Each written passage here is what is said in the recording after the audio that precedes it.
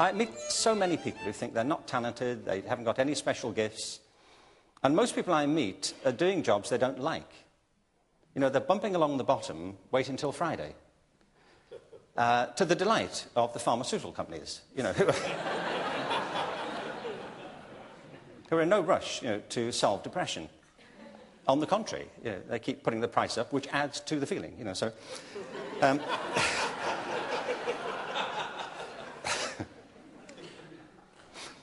And yet I also meet people who love what they do, who couldn't imagine doing anything else, you know, who wait for the next day to break so they can get on with it. They are, so to speak, in their element, you know, which is what this new book is called.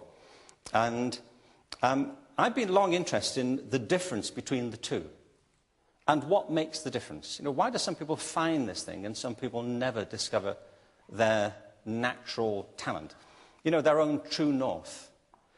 And I think a big piece of it, ironically, is education. You know, education is meant to be the process by which we develop the talents of the young in our communities. It's meant to be. But if that were the case, why do we have a 30% dropout rate from schools? You know, there comes a point where you cannot blame the kids. You've got to blame the system that they're passing through. And I think that all of us have been at risk of being dislocated from our natural talents. I don't think it happens deliberately. I don't think that's what happens. I don't think teachers go around in the morning thinking, what can I do to mess this kid up, you know? Some do.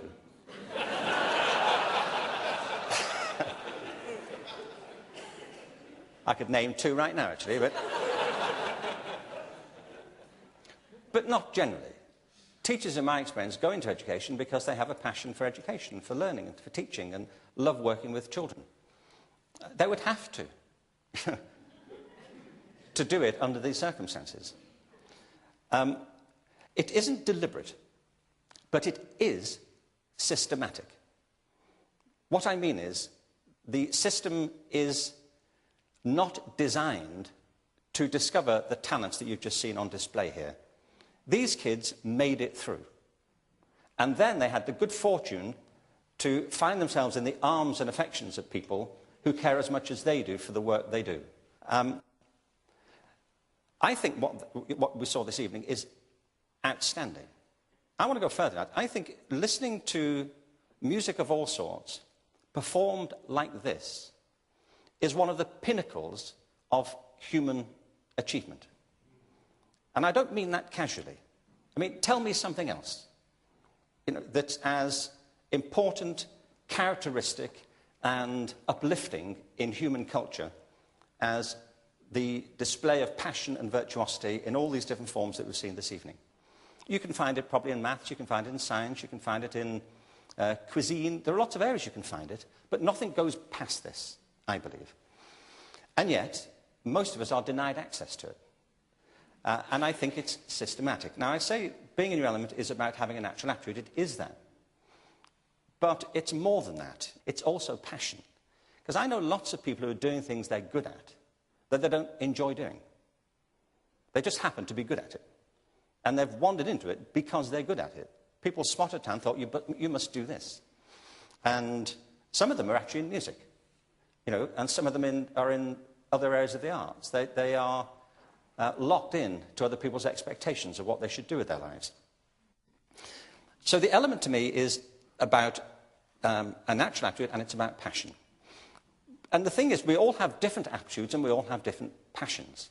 And the reason that education locks so many people out of them is because it's never designed to discover them. It was designed to do something else. It's not that it's failing. It's not failing in what it was meant to do. It was never meant to do that. But these aptitudes are very different. There's one of the people I interviewed for the book is a guy called Bart Conner. Have you heard of Bart Conner? Bart Conner is an amazing guy. He lives in Oklahoma. He's in his late 30s now, I guess, early 40s. When he was 6, he found that he was capable of walking on his hands as easily as he could walk on his feet. We don't know how he discovered this. This is lost to history. He just did it one day. And he said, it wasn't much use to anybody, but it was socially engaging. And then he found that he could walk up and down stairs on his hands as well. He said, again, it wasn't a big deal, but, he said whenever there were family parties and there was a lull in the conversation, his dad would say, Bart, do the hands thing, Anyway, his mother thought this was important, and when he was 10, I think it was, if I get this right, she took him downtown to a gymnastics school in his hometown of Morton Grove, Illinois, with the permission of his gym teacher.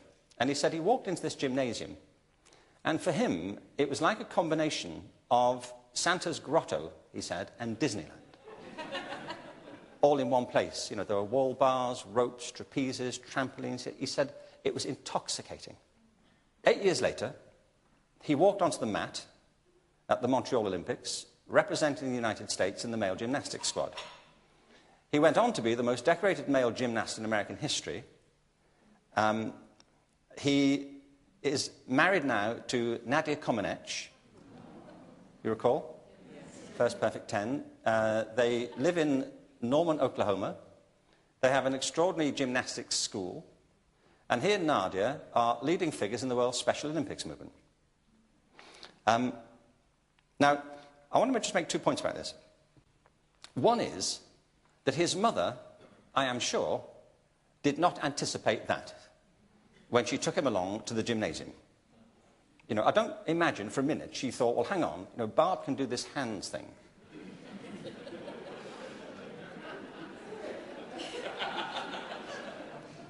There's this girl in Romania,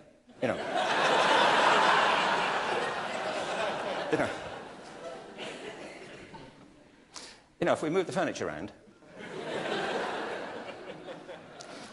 The thing is, you see, when you discover your element, so to speak, or a talent for which you have a passion, your life reconfigures. You lead a different life. Experiences are drawn toward you. People come into your life. You're drawn to other people, other communities. Your life is transformed by pursuing the thing that makes you feel most yourself.